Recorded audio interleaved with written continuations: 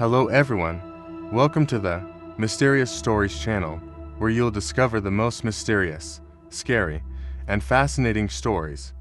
Make sure to turn up the volume and get ready for a spine-chilling experience you won't forget. When I was young, my grandfather used to tell me stories from his time as a soldier during the Vietnam War. He would often say, "What I'm about to tell you is not for the faint of heart." The tale of the abandoned house was one of the most chilling.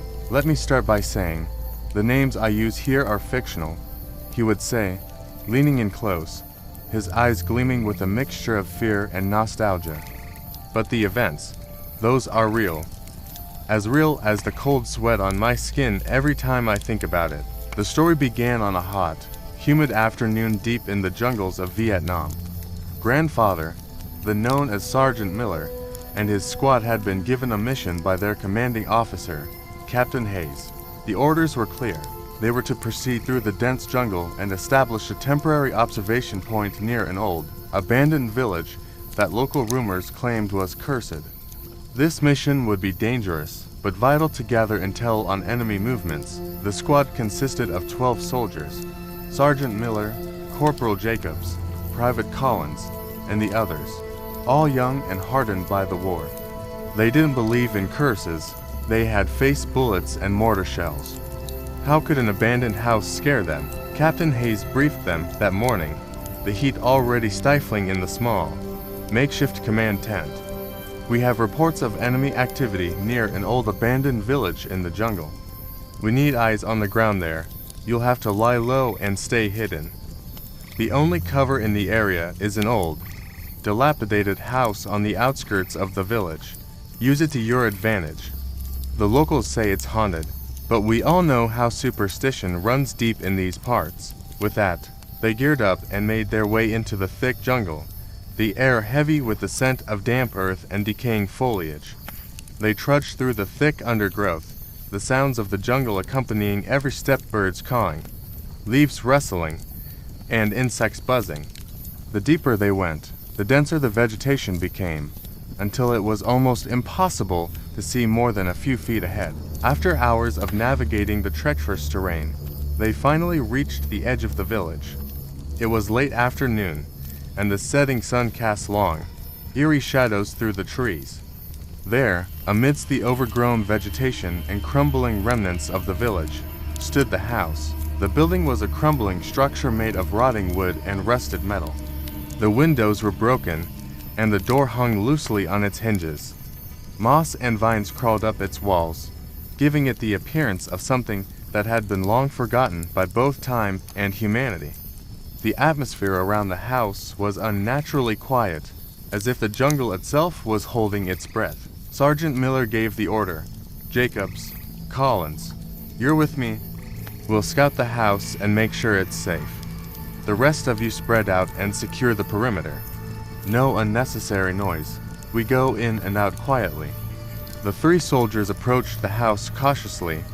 Miller's heart pounded in his chest, though he couldn't say why. The air around the house was cooler than it should have been, a chilling contrast to the oppressive heat of the jungle.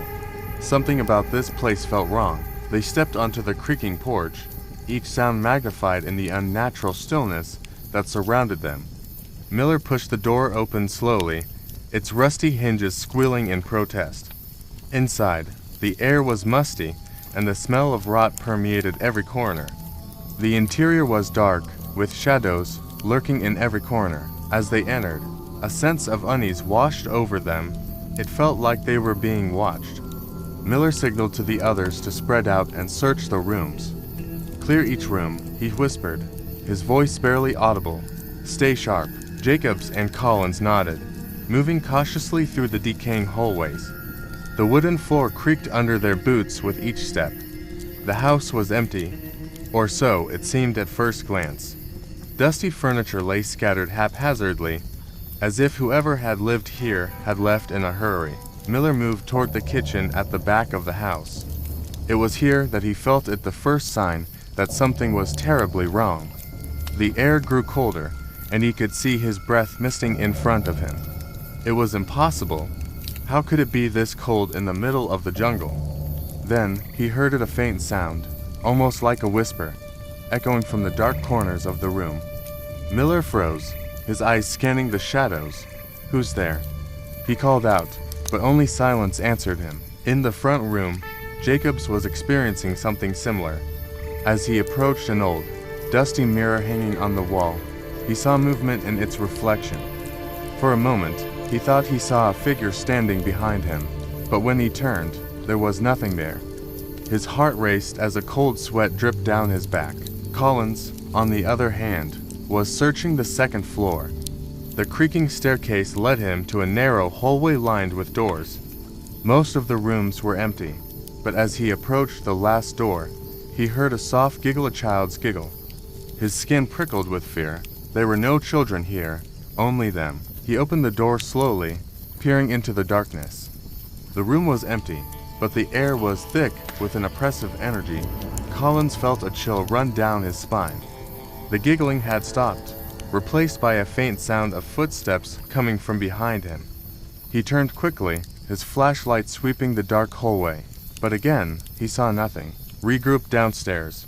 Miller's voice came through the radio, strained and filled with unease.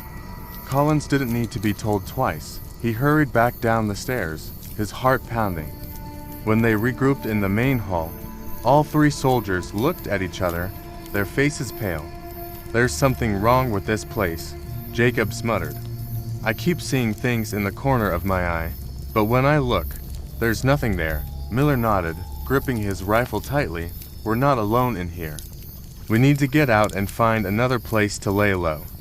But as they turned to leave, the front door suddenly slammed shut with a deafening bang, as if an invisible force had shoved it closed. The sound echoed through the house, followed by a wave of silence so heavy that it pressed down on them like a physical weight. "Who's playing games?" Collins shouted, his voice tinged with fear. But there was no reply, only the creaking of the house settling around them. Miller took a deep breath, his mind racing. He needed to keep his men calm. "It's just an old house," he said, trying to sound confident. "Let's pry the door open and get out of here." They moved toward the door, but as they reached it, the temperature in the room plummeted. The sound of faint, ghostly laughter filled the air, circling around them like a sinister wind. "This is just the beginning," Miller thought, his stomach twisting in knots. The house wasn't just abandoned, it was occupied by something far more sinister than they had ever faced before, and they were trapped inside. After the front door slammed shut, Sergeant Miller, Corporal Jacobs, and Private Collins were left standing in the cold, darkened hallway of the house. A heavy silence filled the air, as if the house itself was holding its breath, waiting to see what they would do next. "Okay, stay calm," Miller commanded, his voice slow but firm. He approached the door, his flashlight casting long, flickering shadows on the walls. "It's just a door," he muttered to himself as he reached for the handle. It was ice cold to the touch, sending a shiver through his spine. Miller tried to pull the door open, but it wouldn't budge. It was as if some unseen force was holding it shut. He gestured to the others. "Help me with this." Jacobs and Collins rushed over, both gripping the door's edges, and together they heaved with all their strength. The wood creaked, the hinges groaned, but the door refused to give way. Beads of sweat formed on their foreheads, despite the unnerving cold that had taken over the room. "Something's not right," Collins whispered, stepping back and wiping his brow. His eyes darted around the dimly lit room, searching the shadows for any sign of movement. "It's like the house doesn't want us to leave." "That's ridiculous," Jacob snapped, though his voice quivered slightly. "It's just an old, rotting house." He turned to Miller, awaiting orders. Miller's mind raced. The door was jammed, but maybe there was another way out. "All right," he said, forcing a calmness into his voice that he didn't truly feel. "Let's check the rest of the house. There's got to be another exit." The men moved deeper into the house, sticking close together.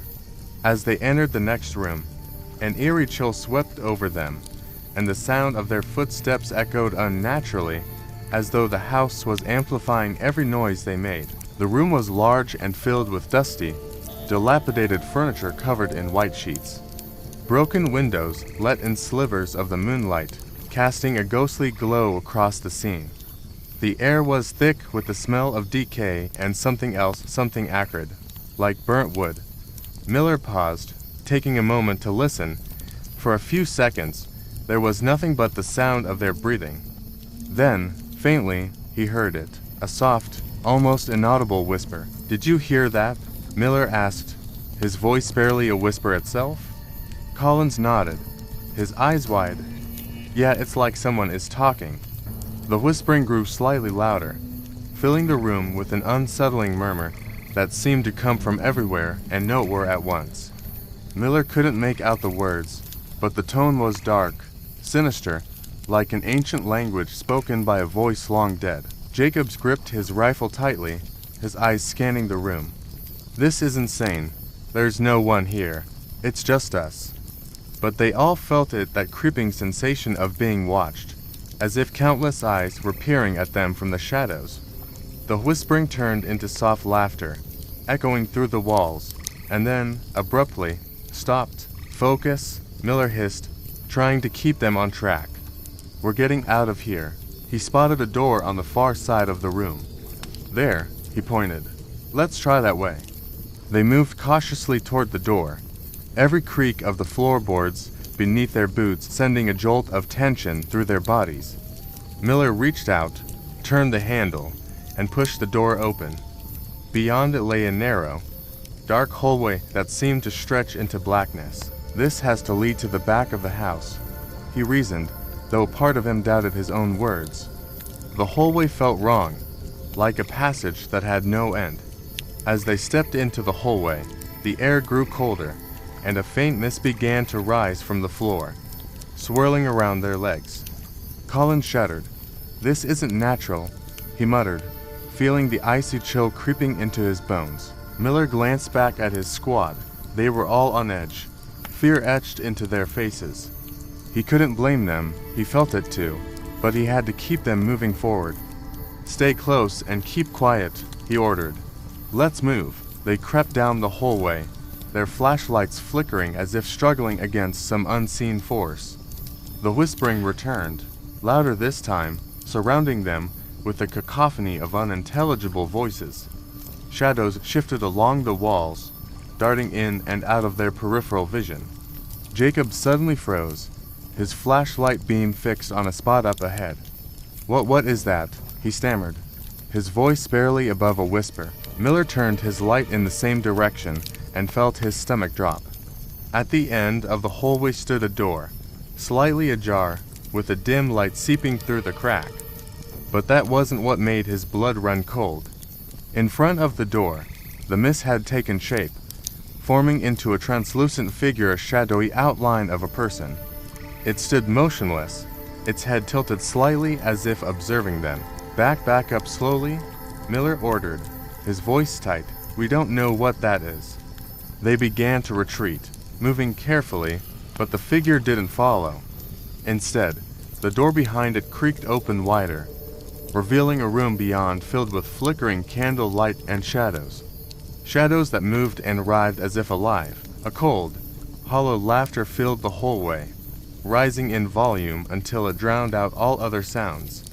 The figure at the door turned its head sharply, fixing them with an eyeless gaze that pierced through to their very souls. "Run," Miller yelled, adrenaline surging through his veins. They turned and sprinted back down the hallway, the laughter echoing behind them. The shadows seemed to follow, stretching and bending as if reaching out to grasp at them. They stumbled back into the main room, panting, their hearts pounding in their chests. "What the hell was that?" Collins gasped, his eyes wide with terror. "No idea," Miller replied, his voice shaky, "but we're not staying to find out. We need to find another way out of this place." The oppressive atmosphere of the house seemed to grow heavier, as if it was aware of their fear and feeding off it. The temperature dropped even further, and frost began to form on the windows and walls around them. "We need to break a window," Jacob suggested, his voice trembling. "It's our only chance." Miller nodded. "Do it," he commanded. Collins, help him! The two soldiers grabbed a nearby chair and hurled it at one of the windows. The glass shattered, but instead of letting in the warm, humid air of the jungle outside, an icy wind blew inward, filling the room with a bone-chilling cold. Through the broken window, they could see the jungle, but it looked different, darker, almost unnatural, as if they were staring into a twisted version of reality. And in the distance, shadowy figures moved among the trees, watching them with unseen eyes. Miller's heart sank as he realized that escaping this house might not be as simple as breaking a window. They were dealing with something far beyond their understanding, something that had trapped them in a nightmare they couldn't wake up from. This is only the beginning, he thought, fear gnawing at him. We have to survive until morning, if morning ever comes. The icy wind blew into the room from the shattered window, carrying with it the smell of rot and decay. Miller, Jacobs, and Collins stood frozen in place, staring out into the darkened jungle. They could see the outline of trees swaying in the wind, but there was something wrong about it, like the jungle itself was alive, breathing, and watching them. Miller's instinct screamed at him to get his team out, but every path seemed blocked by some unseen force. They were trapped inside this house, and it was becoming clearer that leaving wouldn't be easy.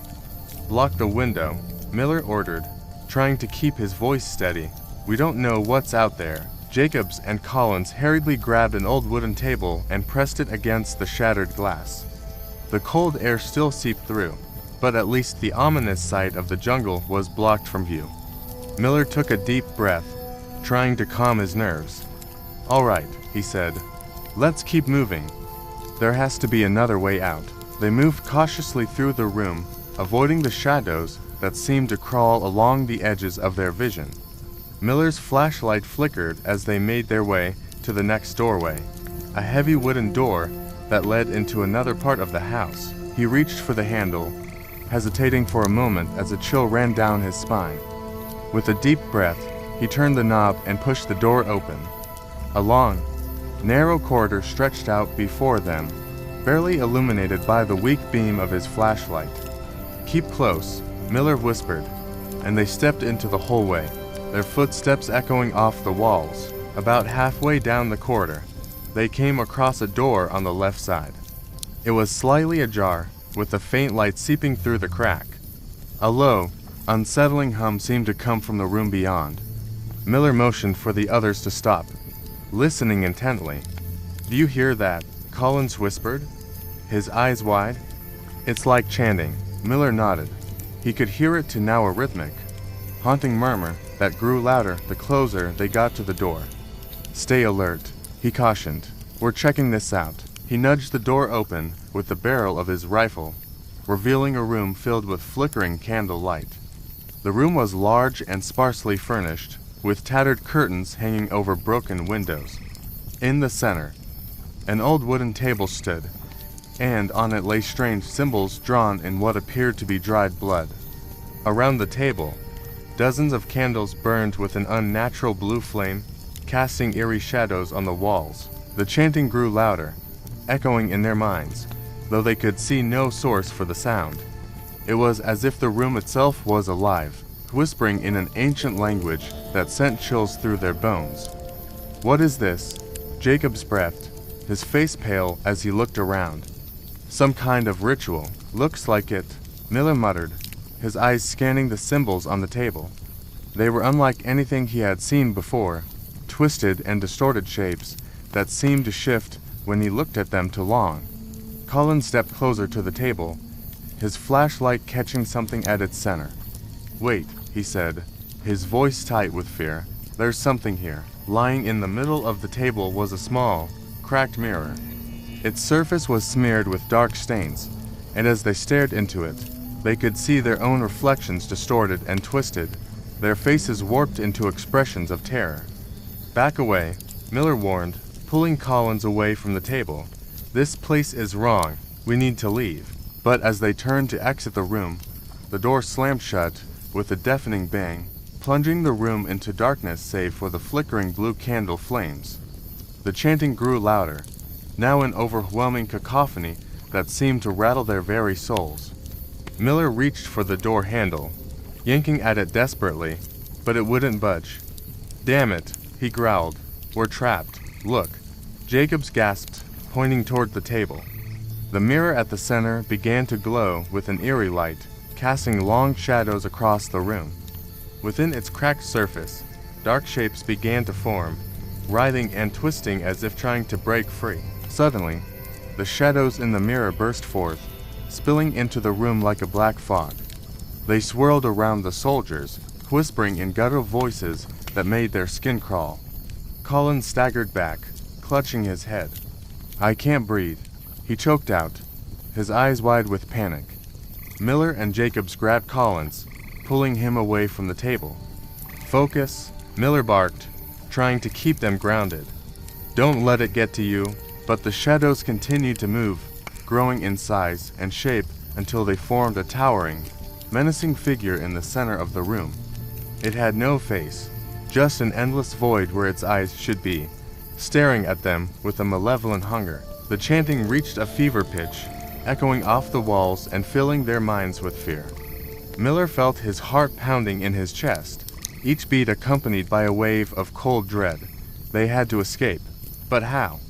The room was sealed, the shadows were closing in, and the darkness was suffocating. "Break the candles," Miller shouted suddenly. "It's the only light here, destroy it." Jacobs and Collins reacted immediately, lunging at the nearest candles. They knocked them over, crushing them under their boots. The blue flames flickered and went out, one by one, and with each extinguished candle, the chanting grew weaker, the shadows retreated, and the room grew quieter. Finally, the last candle was snuffed out, plunging the room into total darkness. There was a moment of silence, a stillness that hung in the air like a held breath. Then, a faint creaking sound filled the room, the door slowly swinging open on its own. Miller didn't hesitate. "Move, now," he ordered, pulling his team through the doorway and back into the hallway. The moment they crossed the threshold, the door slammed shut behind them with a force that shook the walls. They stood there, gasping for breath, their hearts pounding in their chests. The hallway was dark and silent once more, the oppressive atmosphere of the house pressing in on them. Miller glanced at the door they had just escaped from, a feeling of dread washing over him. What the hell was that? Collins panted, his eyes wide with fear. "Something ancient," Miller replied grimly. "Something that doesn't want us here." Jacob swallowed hard, looking down the corridor. "Then we need to get out of here, fast." Miller nodded, his jaw set with determination. "We keep moving," he said. "There's got to be a way out, and we're going to find it." They continued down the hallway, their nerves on edge, every creak of the floorboards beneath them sending a jolt of fear through their bodies. Behind them, the door to the room of shadows remained shut, but they knew it was only a matter of time before the house unleashed its horrors upon them once more. The haunting was far from over. The corridor stretched endlessly before them, dimly lit by the sporadic flickering of Miller's flashlight. Each step seemed to echo louder than the last, as though the house itself was amplifying their fear. Miller, Jacobs, and Collins pressed on, the tension building with every passing second. They had to find a way out of this nightmare. Eyes open, Miller whispered, trying to keep his voice steady. "This place is full of tricks." As they moved deeper into the hallway, they passed several closed doors, each emanating a foreboding aura that made the hair on their necks stand up. Jacobs kept glancing at the doors as they walked by, half expecting something to burst out at them. "Are we even moving forward?" Collins muttered, his voice laced with doubt. "This hallway, it feels like it's looping." Miller halted and glanced back. The darkness behind them swallowed everything in its path, obscuring the way they had come. He felt his gut clench at the thought of being trapped in a space that seemed to defy reality. "We're moving," he replied firmly. "The house is messing with us. Stay focused, keep going." But as they pushed onward, the air around them grew colder, and a faint mist began to rise from the floor, swirling around their legs like icy tendrils. Jacob shivered, gripping his rifle tighter. "It's like the jungle outside," he said, his voice shaky. the same eerie chill. Miller glanced at him, the memory of the haunted forest they had marched through flashing in his mind. "It's the house feeding off our fear," he replied. "Don't let it in." Ahead, the hallway took a sharp turn to the right. As they rounded the corner, they were greeted by a sight that made their blood run cold. The corridor ahead looked identical to the one they had just passed. The same cracked walls, the same doors lined up along either side. "Damn it," Miller cursed under his breath. "This place is trying to trap us. Or confuse us," Jacobs added, his eyes darting to the doors. "It wants us to pick one, but which one?" Collins hesitated, pointing to the door on their immediate left. "What if we try this one? Maybe it leads outside." Miller glanced at the door. It looked no different than the other's old, wooden, with faded paint and a tarnished brass handle. But something in his gut warned him against opening it. "No," he said. "We keep moving straight. No detours." They continued forward, ignoring the doors on either side. But with each step, the hallway seemed to stretch further, the exit always just out of reach. Colin's patience finally snapped.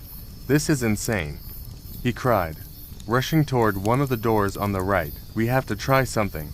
Before Miller could stop him, Collins turned the knob and threw the door open. A gust of cold air blasted out, extinguishing Miller's flashlight for a moment. When the light flickered back on, they peered into the room beyond. Inside was a dining room, eerily pristine despite the rest of the house's decay. A long table sat in the center, covered with a white cloth and set with plates, utensils, and glasses filled with a dark, thick liquid. But the most unsettling part was the chairs surrounding the table. Each one was occupied by a shadowy figure, their faces obscured in darkness, all facing the door as though waiting for the soldiers to join them. "Close it," Jacobs hissed, backing away. "Close it now." Collins slammed the door shut, his face pale. What the hell was that?" Miller shook his head, trying to push the image from his mind. "A warning," he replied grimly. "The house is trying to lure us in, to make us part of it." "Then what do we do?" Collins asked, panic rising in his voice. "We're going in circles. We keep moving," Miller ordered, his tone leaving no room for argument. "If we stop, we're done for." They pressed forward once more, but the hallway seemed to warp around them. The walls closed in, twisting and contorting as if the house was trying to swallow them whole. Miller fought the wave of nausea that washed over him, focusing on putting one foot in front of the other. Suddenly, they heard a sound from behind, a soft whisper, like leaves rustling in the wind. Miller froze, holding up his hand for the others to stop. The whisper grew louder, turning into a chorus of indistinct voices that echoed through the corridor. "Do you hear that?" Jacobs whispered, his eyes wide with fear. "It's coming closer." Miller turned his head, his flashlight barely piercing the darkness behind them. The shadows in the hallway began to move, forming into shapes twisted, malformed figures that crept toward them, their whispers filling the air with a sense of impending doom. "Run," Miller shouted, grabbing Jacobs and Collins by the arms. They sprinted down the hallway, their boots thudding against the wooden floorboards as the shadows closed in behind them. The corridor seemed endless, each turn revealing more of the same twisted architecture. But then, up ahead, Miller spotted a faint glimmer of light. "There," he yelled, urging the others on. "There's an opening." They reached the source of the light, a door that was slightly ajar, with a warm glow spilling out into the hallway. Without hesitation, Miller pushed the door open, and they tumbled into the room beyond. The door slammed shut behind them, cutting off the whispers and plunging them into an unsettling silence. They found themselves in a small, dimly lit room filled with old furniture covered in white sheets. A single window on the far wall allowed a sliver of moonlight to seep through, casting long shadows across the floor. Breathing heavily, they took a moment to regain their bearings. The room was eerily quiet, the oppressive atmosphere of the hallway now replaced by a suffocating stillness. "We made it out," Collins gasped, leaning against the wall, his face drenched in sweat. "Not yet," Miller replied, his eyes scanning the room. We're still inside this house. We need to find another way out. Jacobs moved to the window, peering outside. I can see the jungle, he whispered, but it looks different. Miller joined him, staring out into the darkness beyond the glass. The jungle outside seemed to shimmer and shift, as though it was merely a reflection of something far more sinister. The house wasn't letting them go, it was toying with them, drawing them deeper into its labyrinth of horrors. Miller turned away from the window, a grim resolve settling over him. We need to keep moving. There's something this house is hiding, and I have a feeling it's the only way out. The room around them creaked, the shadows in the corners growing darker. They could feel that the house was watching, waiting for their next move.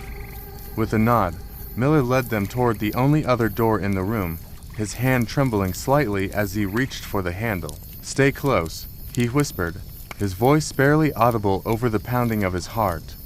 "Whatever's on the other side, we face it together." With that, he turned the knob and pushed the door open, stepping into the darkness beyond. The haunting was far from over. As Miller pushed open the door, the darkness swallowed them, the air becoming heavy with an unnatural chill. The sound of their footsteps echoed loudly in the space, magnifying their unease.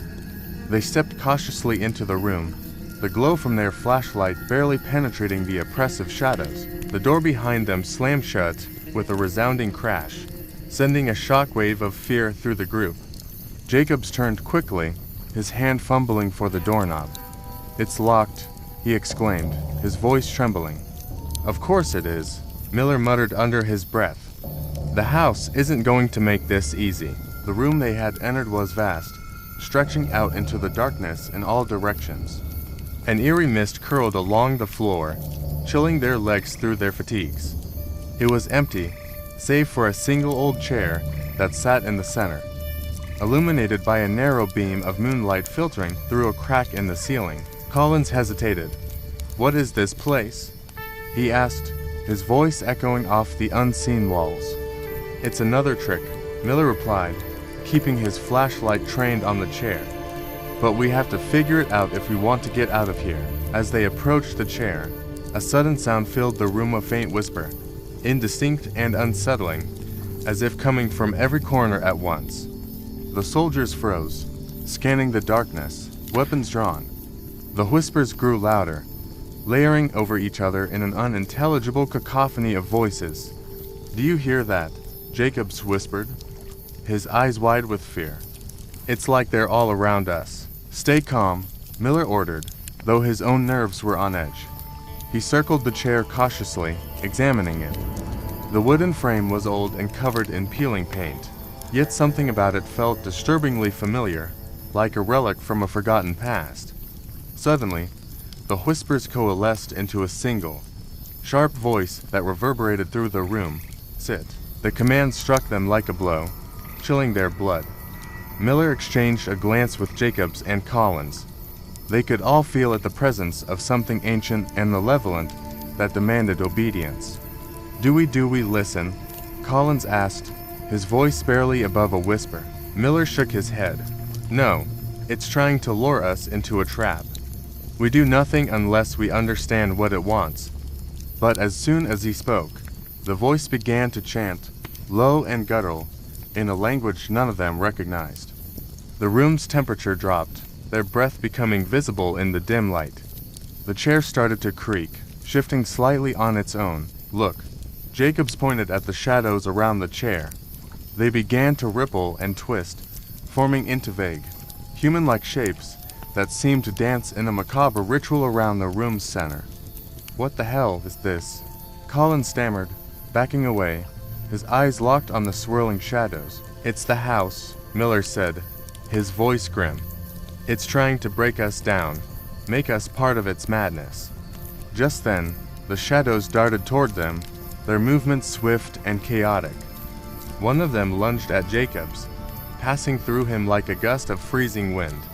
He cried out, dropping to his knees, clutching his head in agony. "Jacobs!" Miller shouted, rushing to his side. But, as he reached out, the shadow recoiled and darted back into the darkness, leaving Jacobs gasping for air. What did it do to you? Collins asked, his face pale. Jacob struggled to his feet, his eyes glazed and distant. It had showed me something, he murmured. A memory, or maybe a vision. I was back in the jungle, but it wasn't right. Everything was twisted, wrong. The trees, they had faces, watching, whispering. Hold it together, Miller urged, gripping Jacob's shoulder. It's the house trying to mess with your mind. Focus on the mission. As they regrouped, the room around them began to change. The mist thickened, rising up to their knees, and the walls started to close in, shifting with the groan of old wood. The room was shrinking, pushing them toward the chair in the center.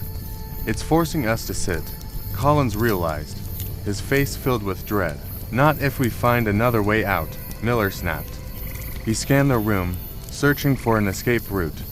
His flashlight beam cut through the darkness, revealing a small door on the far side, partially hidden in shadow. There, he shouted, that's our way out. They rushed toward the door, but the shadows sprang up in their path, forming a wall of darkness that writhed and hissed. The voices returned, chanting louder, their tone commanding, threatening. Go, Miller yelled, raising his rifle. We have to break through. With a burst of adrenaline, they charged the wall of shadows. The figures lashed out, brushing against them like icy fingers, but the soldiers pressed forward, pushing through the darkness toward the door. Miller reached the door first, his heart pounding in his chest. He grabbed the handle and yanked it open, revealing a staircase leading downward into an even deeper darkness. Without hesitation, he motioned for the others to follow. Move, move. He barked, ushering Jacobs and Collins through the doorway. As they descended the steps, the chanting behind them grew fainter, the shadows retreating. The door slammed shut above them, plunging them into silence and darkness once more. Miller switched on his flashlight, illuminating the narrow staircase that wound downward into the unknown. Where does this lead? Jacobs panted, his eyes darting around the confined space. I don't know, Miller admitted, his voice grim. But it's better than staying up there. They continued their descent, the air growing colder and damper as they went deeper. The walls around them began to change, from wood to rough stone, and the sound of dripping water echoed from somewhere below. Finally, they reached the bottom, stepping into a small, cavernous chamber. The walls were covered in strange symbols, etched deep into the stone, glowing faintly with an eerie, otherworldly light. What is this place? Collins breathed, staring at the markings. Some kind of ritual chamber. Maybe, Miller replied, his gaze fixed on the symbols. Or maybe this is the heart of the house, the source of its power. In the center of the chamber lay a large, stone altar, stained with what looked like dried blood. The sight of it sent a wave of nausea through them, but Miller forced himself to approach. We have to break whatever hold this place has, he said, determination in his voice. This is the only way we're getting out. As they gathered around the altar, the chamber began to tremble, the walls vibrating with a deep, rumbling sound. The shadows on the walls stretched and twisted, forming grotesque shapes that seemed to reach out toward them. We don't have much time, Miller warned. Prepare yourselves. This is going to get worse before it gets better. The terror was far from over, and they had yet to face the true heart of the house's darkness. The chamber seemed to close in around them, the air becoming suffocating as the walls vibrated with an ominous hum. Miller, Jacobs, and Collins stared at the stone altar in the center of the room, knowing that the final confrontation with the house's evil was upon them. Whatever this place is, it's the heart of this nightmare, Miller said, gripping his rifle tightly.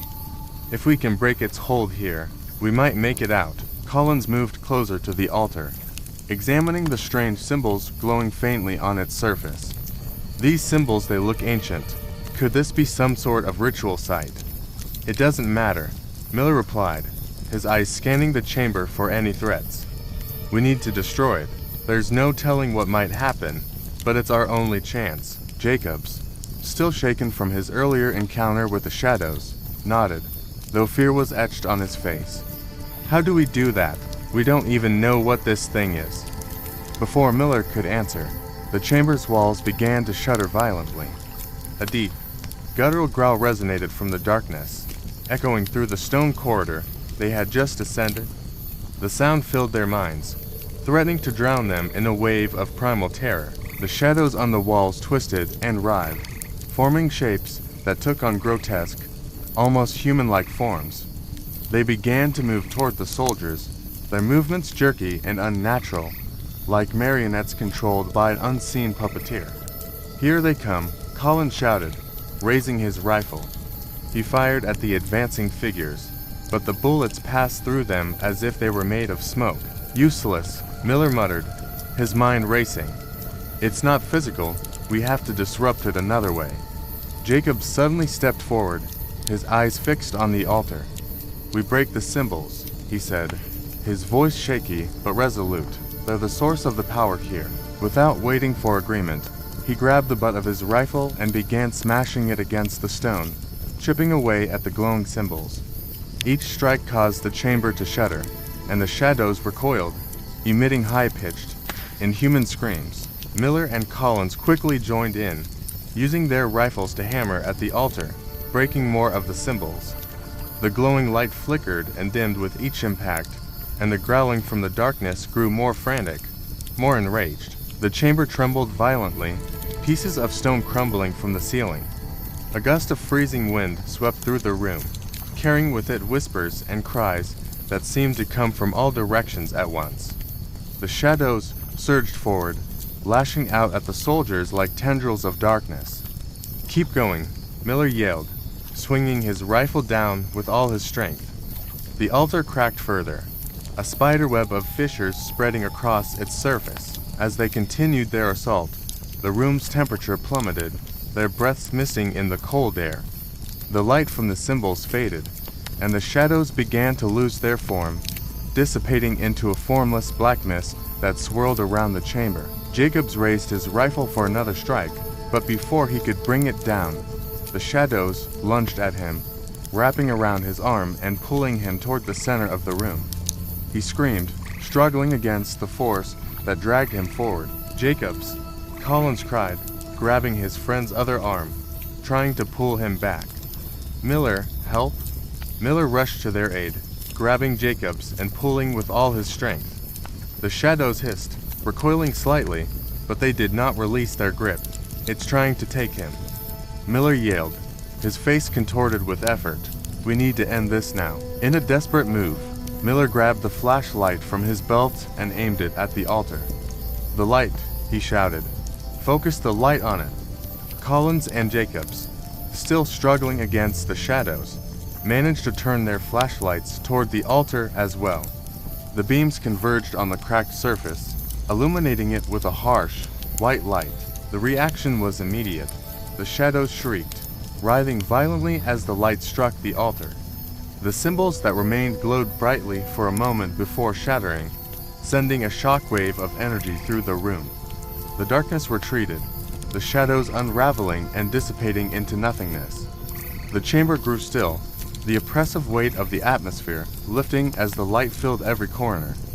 The growling ceased, replaced by a profound silence. Jacobs collapsed to the ground, gasping for breath. Collins and Miller fell beside him, exhausted but alive. They glanced around the chamber, the eerie symbols now nothing more than faint scratches on the stone. The altar, once glowing with malevolence, was now dull and cracked, its power broken. Is it over?"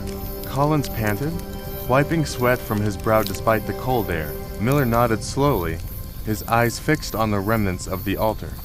"I think so," he replied, though his voice held a note of caution. "We broke its hold. The house, it's not controlling us anymore." Jacob sat up, trembling. "We need to get out of here. Now." Without further discussion, the three soldiers made their way back up the staircase, the light from their flashlights guiding them. The ascent felt endless, their legs burning with every step, but they pushed forward, driven by the desire to escape the house's dark grip. They reached the top and found the door, which creaked open at their touch. Stepping out into the hallway, they were greeted by the pale light of dawn filtering through the windows. The house, once filled with shadows and whispers, was now eerily quiet. Miller led them to the front door, his heart pounding as he reached for the handle. It turned easily, and the door swung open, revealing the forest beyond. The cool morning air rushed in, carrying the scent of earth and leaves. They stepped outside, squinting in the early light, feeling the weight of the house's curse lift from their shoulders. "Let's go," Miller said, his voice firm but weary. "We're not looking back." They trudged away from the house, leaving it behind in the misty morning.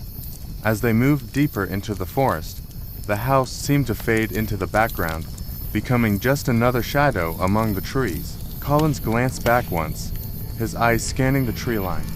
"Do you think anyone will ever find that place again?" Miller shook his head. "If they're lucky, they won't," he replied grimly. "Some things are best left buried in the past." The three soldiers continued onward, their footsteps blending with the sounds of the waking forest. They carried with them the memory of what they had faced in the house, a story that would haunt their dreams for years to come. If you enjoyed today's story, don't forget to like, share, and subscribe to our channel, Mystical Tales, so you won't miss out on more eerie and thrilling tales in the future. Thanks for watching, and see you next time.